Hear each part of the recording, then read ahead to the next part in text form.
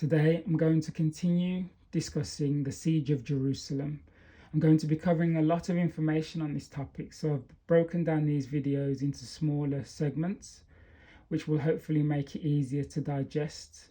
What I have to say may be contrary to anything you've heard before, but as always, I'll be sticking closely to Bible scripture, as well as referring to your own Bible. You might be better making notes as we go along.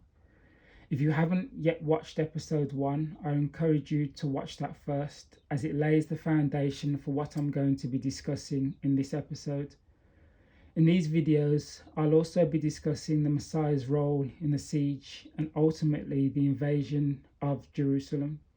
So if you're unfamiliar with who the Messiah, the Mashiach is, I have videos on him too, which will bring you up to speed.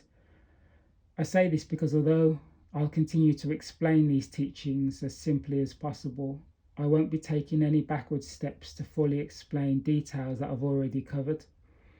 In these latter days of God's impending wrath, the onus is on the individual to seek his holy words. Please do not take the position of the vast majority of people that claim to serve the God of Israel by expecting to be spoon-fed information through videos and hearsay as an attempt to compensate for the Bible study they're not willing to do.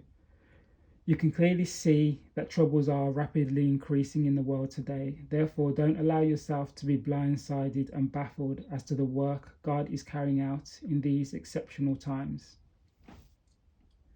Okay, as always, I'll be using the King James Version Bible and will only be referring to the Old Testament, also known as the Hebrew Bible or the Tanakh. Right, we're going to be starting in Deuteronomy today, chapter 4. Okay, and we'll start at verse 25. When thou shalt beget children and children's children, and ye shall have remained long in the land, and shall corrupt yourselves, and make a graven image or the likeness of anything, and shall do evil in the sight of the Lord thy God to provoke him to anger. Okay, God's setting it up here. Okay, so all it takes is for evil to be done in the land of Israel for God to bring about the following verses, which we're going to read. I call heaven and earth to witness against you this day, that ye shall soon utterly perish from off the land, whereunto ye go over Jordan to possess it. Ye shall not prolong your days upon it, but shall utterly be destroyed. And the Lord shall scatter you among the nations, and ye shall be left few in number among the heathen, whither the Lord shall lead you.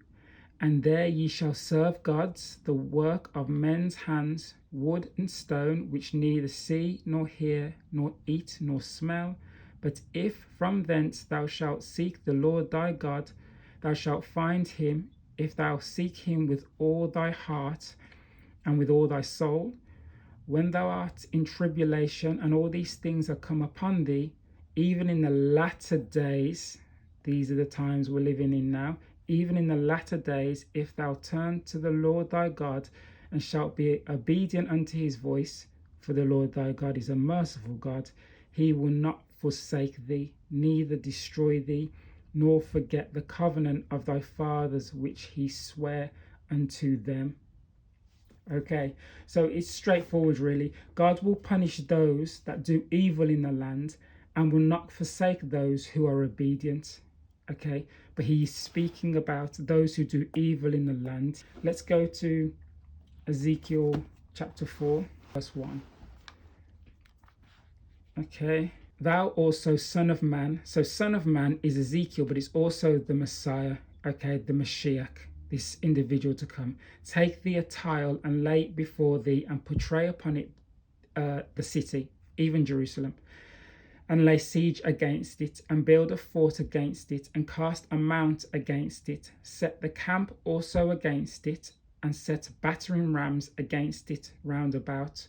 Moreover, take thou unto thee an iron pan, and set it for a wall of iron between thee and the city, and set thy face against it, and it shall be besieged, and thou shalt lay siege against it. This shall be a sign to the house of Israel. Okay, so not only is Jerusalem besieged by attackers, and it shall be besieged, okay, but the Mashiach, the Messiah to come, is also told to lay siege against it, okay, and thou shalt lay siege against it. Okay, so the attackers are laying siege against Jerusalem physically, literally, and the Mashiach, the Messiah, is laying siege against Jerusalem symbolically. Okay, so the invader's siege is literal, the Messiah's siege is symbolic. Both are orchestrated by the God of Israel. Let's keep reading. Verse 4. Lie thou also upon thy left side, and lay the iniquity of the house of Israel upon it. According to the number of the days that thou shalt lie upon it, thou shalt bear their iniquity. Remember how I said in my Mashiach videos that this individual is the scapegoat who must bear the iniquities of those God regards as his people. If you're not sure what I'm talking about, read Leviticus chapter 16. Well, here he is, once again, bearing the sins of the house of Israel. Let's read number 5. For I have laid upon thee the years of their iniquity according to the number of the days, 390 days. So shalt thou bear the iniquity of the house of Israel. And when thou hast accomplished them, lie again on thy right side, and thou shalt bear the iniquity of the house of Judah 40 days. I have appointed thee each day for a year.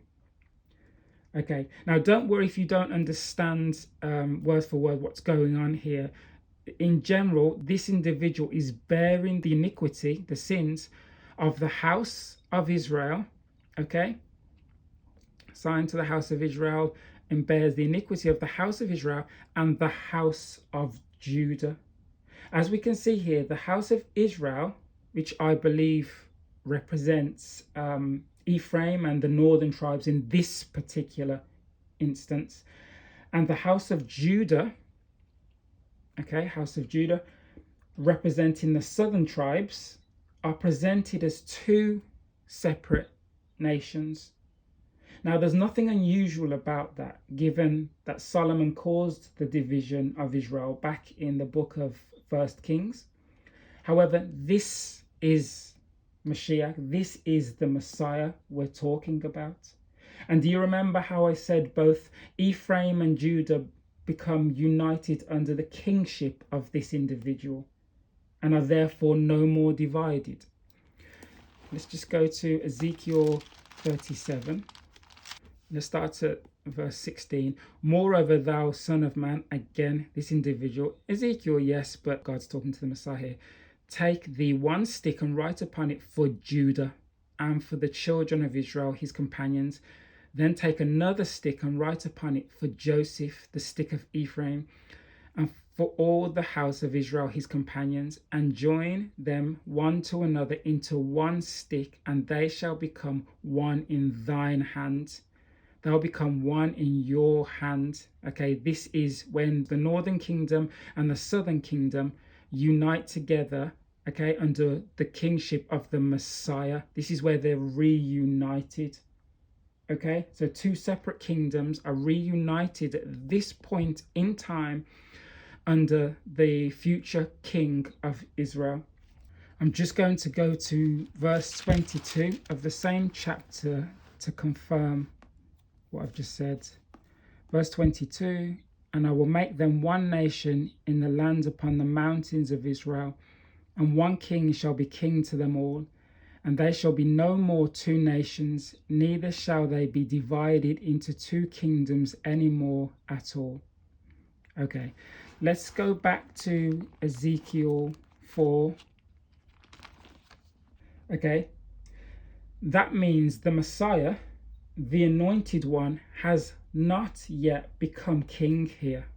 How could he be king when he's laying siege to Jerusalem instead of ruling it? So it hasn't happened as of yet. This means this individual is still in his prophesying destruction stage. Okay, his Elijah warning the people stage, if you like, which is spoken of in Malachi chapter 4.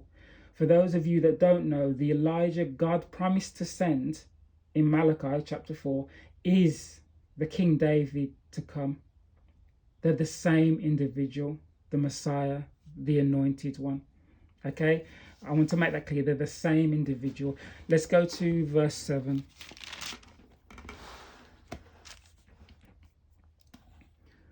Therefore thou shalt set thy face toward the siege of Jerusalem, Son of Man, Messiah, and thine arm shall be uncovered, and thou shalt prophesy against it.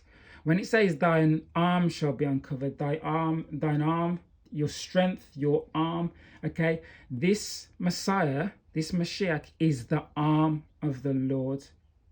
He is the arm of the Lord, and he's prophesying against Jerusalem. So he's prophesying against Jerusalem. He is the arm of the Lord. Let's just flick to Isaiah 52. And we're going to start at verse 9.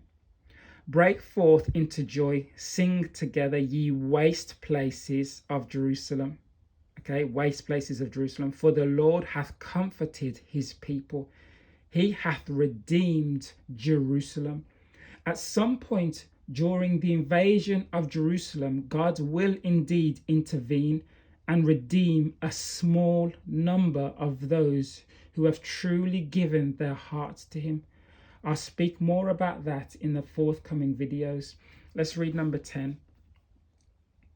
The Lord hath made bare his holy arm. Do you remember we just saw the arm is uncovered, the strength is uncovered in Ezekiel 4:7.